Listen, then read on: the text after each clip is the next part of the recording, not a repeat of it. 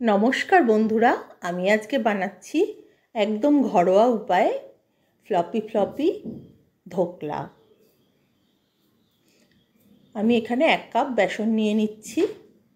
ঘরোয়া যেরকম বেসন আমরা খাই সেই বেসনই 1 কাপ নিয়ে নিলাম। এবার আমি ওই কাপেরই কিছুটা কম পরিমাণে নিয়ে জল মিশানো ওই 1 কাপ আমি দই আর জল নিয়ে নিচ্ছি। নিয়ে এটাকে খুব ভালো করে ব্লেন্ড করে আমি একটা দইয়ের ঘোল বানিয়ে নেব।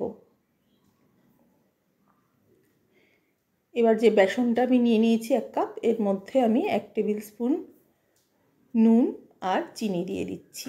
এবার যে ঘোলটা বানিয়ে রেখেছি সেটা এর মধ্যে দিয়ে খুব ভালো করে মিক্সড করে নেব। এই মিক্সড করাটাই একদম স্মুথ করে করতে হবে এবং বেশ অনেকক্ষণ সময় ধরে এটাকে বিট করতে হবে। কারোর কাছে যদি ইলেকট্রিক ব্লেন্ডার থাকে তাহলে সেটা দিয়ে বিট করলে আরও বেশি এটা ফ্লপি হবে।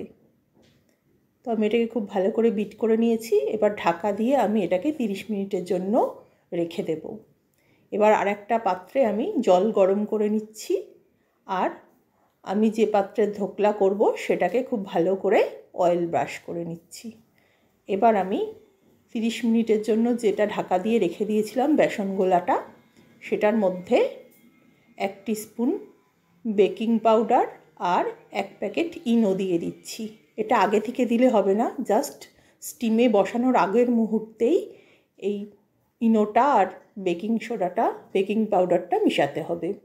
দিয়ে আমি এটাকে প্যানে ঢেলে এবার একটু ট্যাপ করে এবার যে জলটা আমি গরম করতে বসিয়েছি প্যানের মধ্যে, এর মধ্যে আমি এটা বসিয়ে দেব।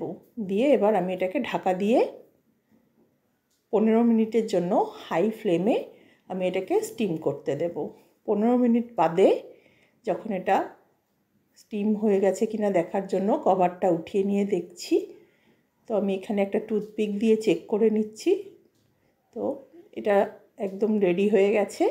এবার আমি ফ্লেমটা অফ করে এটাকে ঢাকা দিয়ে আবারও আধা ঘন্টা মতন রেখে দেবো যতক্ষণ না এটা ঠান্ডা হচ্ছে। এবার আরেকটা কড়াইতে আমি 2 টেবিল স্পুন তেল নিয়ে তার মধ্যে সর্ষে, কালো সর্ষে, কাঁচা লঙ্কা চেরা আর কারি পাতা বেশ কিছুটা পরিমাণে দিয়ে এটাকে একটু নেড়ে নেব।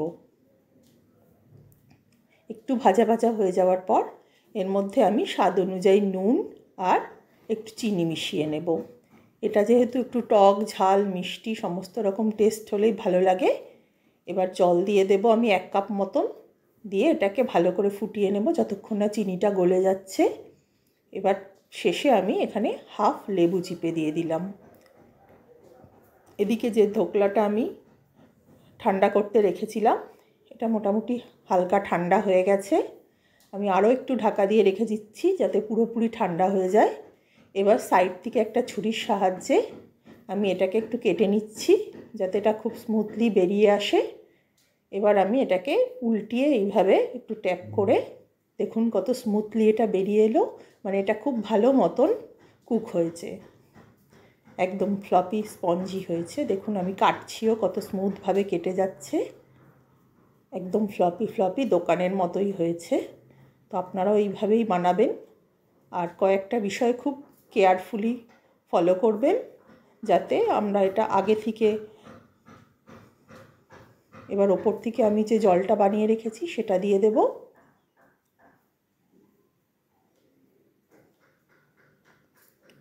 দিয়ে আমি এটা সার্ভ করে দেব। তো আপনারাও এইভাবেই বানাবেন সব টেকনিকগুলো মেনে, তাহলে আপনাদেরটাও খুবই ভালো এবং ফ্লপি হবে একবারে দোকানের মতন। কেমন হলো অবশ্যই আমাকে কমেন্ট করে জানাবেন এবং সবাই খুব ভালো থাকবেন। নমস্কার।